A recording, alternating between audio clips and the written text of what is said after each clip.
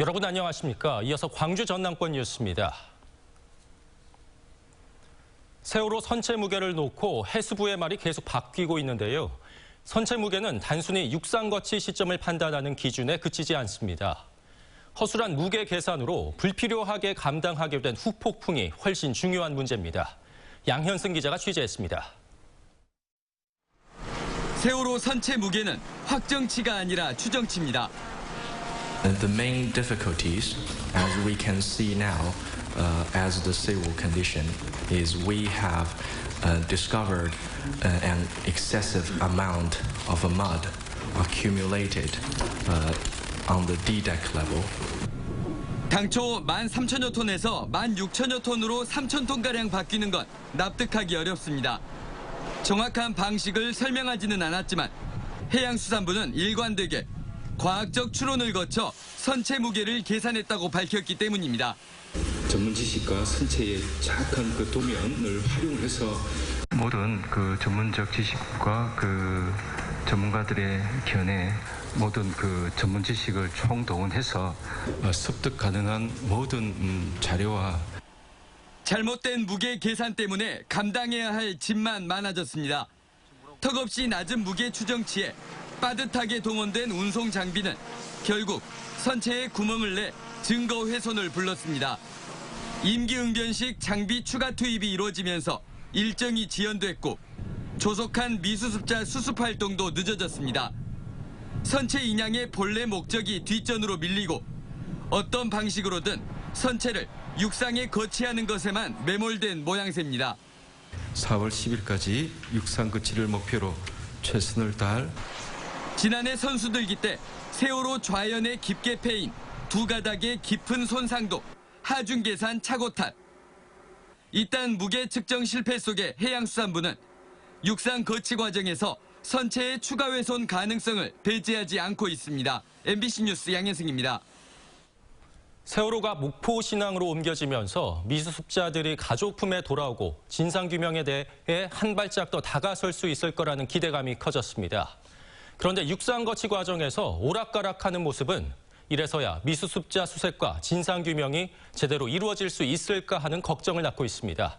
계속해서 박영훈 기자입니다. 세월호 선체가 목포 신항으로 옮겨지자 해수부는 지난 7일까지 육상 거치를 마치겠다고 했습니다. 그러나 선체 무게 측정이 잘못됐다며 거치를 10일로 다시 미뤘습니다. 조수간만의 차가 적고 물살 흐름이 늦은 때가 아니면 안 될 것처럼 하더니 준비 작업이 예상을 빗나가자 슬그머니 소조기를 넘겨도 작업이 가능하다고 날짜를 바꿨습니다. 다른 형식의 MT를 이제 투입을 한다고 했을 때 그때 저희들이 이제 그 필요한 절차들을 이렇게 계산을 해서 4월 10일 내로 이렇게 추진을 해보겠다라고. 세월호 가족의 반대도 육상 거치를 위해 무게를 줄여야 한다며 선체에 뚫은 21개의 배수용 구멍은 진흙이 많아 훼손만 남긴 채 허사로 끝났습니다. 세월호 주변에서 수거돼 미수습자 수색과 세월호 참사 진상규명에 결정적 증거가 나올 가능성을 배제할 수 없는 진흙이 담긴 포대들은 조사도 하기 전 폐기물 취급을 받고 있습니다. 구멍 뻥뻥 뚫어지고 제대로 해진 것 하나도 없고. 근데 뭘 우리가 믿습니까? 똑같이 지금 현실도. 주먹구구식으로 쫓기듯 작업에 나서는 모습은 해수부가 미수습자 수색과 진상규명 의지보다는 추가 비용 부담 등 다른 사정에 더 신경을 쓰는 건 아닌지 의심을 살 수밖에 없습니다. MBC 뉴스 박영훈입니다.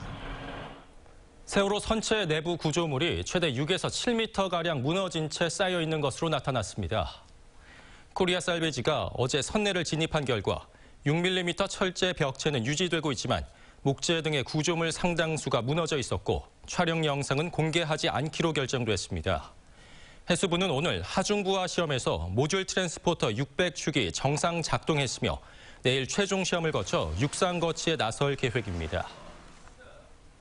목포 지역 시민사회단체들로 구성된 세월호 잊지 않기 목포 지역 공동실천시민회의는 지난달 31일 세월호 선체가 있는 목포 신항에 천막을 설치했지만 일주일이 지난 지금까지 전기 공급을 제대로 받지 못해 추모객들을 위한 온수기 등의 사용에 불편을 호소하고 있습니다. 시민회의는 현재 도로 건너 천막에서 이중으로 전선을 연결해 사용하면서 전력이 달려 순간 정전 현상이 발생하고 있다며 목포시에 즉각적인 조치를 요구했습니다. 이제는 전기차도 한 번 충전하면 400km를 운행할 수 있습니다.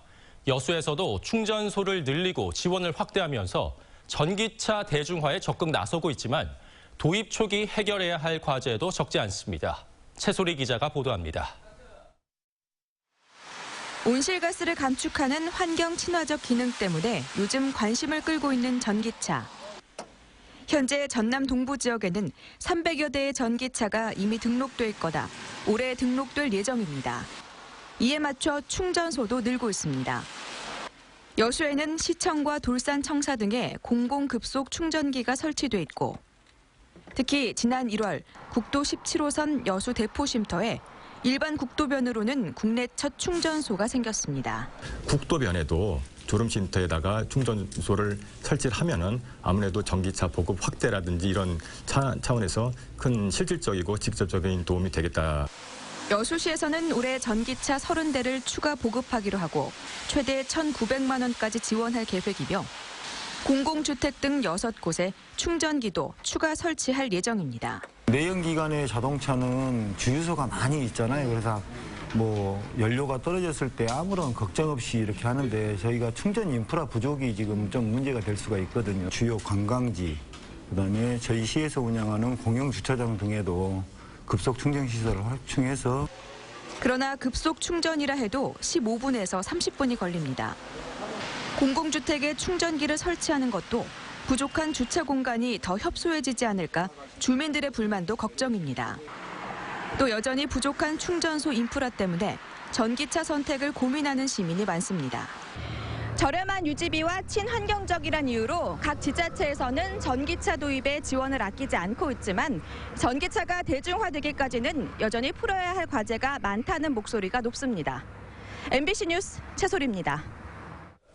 지난해 주말마다 광주 중회공원에서 열린 문화예술 프로그램 아트 피크닉이 올해 새로운 프로그램으로 다시 시작했습니다. 광주시는 오늘 아트 피크닉을 개막해 11월 초까지 진행한다며 올해는 중회공원은 물론 서구와 남구, 광산구의 테마파크로 장소를 확대해 개최한다고 밝혔습니다. 올해 아트 피크닉은 기존 예술 프로그램에다 부모들을 위한 힐링 쉼터와 활쏘기 등의 프로그램이 더해졌습니다. 지역 영상 발전과 제작 환경을 점검하기 위해 영상산업 관계자들이 잇따라 광양을 방문합니다.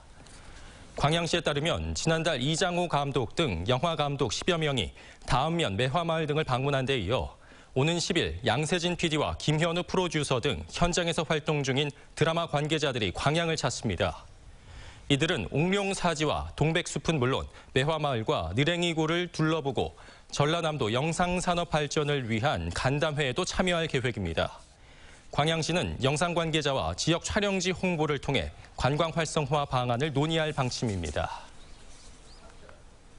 세월호 참사 3주기를 맞아 세월호 희생자를 추모하기 위한 진도 씻김굿이 열립니다. 진도 국립남도국악원은 오는 14일 저녁 7시 국악원 진학당에서 세월호 희생자 추모 진도 씻김굿을 연다고 밝혔습니다.